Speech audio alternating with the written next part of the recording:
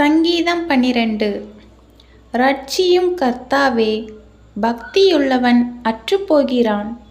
உண்மையுள்ளவர்கள் மனுபுத்திரரில் குறைந்திருக்கிறார்கள்.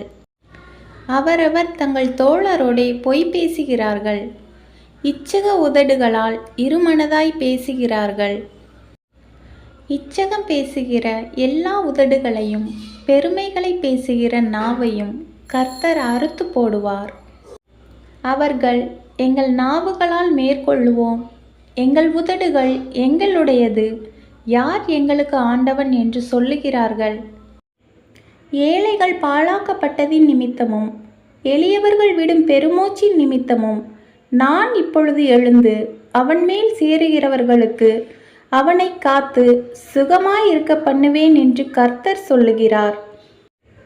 கர்த்தருடைய சொற்கள் மண் குகையில் 7 தரம் உருக்கி புடமிடப்பட்ட வெள்ளிக்கொப்பான சுத்த சொற்களாயிருக்கிறது.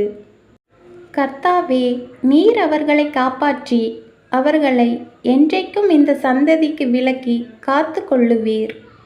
மனுபுத்திரரில் சண்டாளர் உயர்ந்திருக்கும் போது துன்மார்க்கர் எங்கும் சுற்றித் திரிவார்கள். ஆமென்.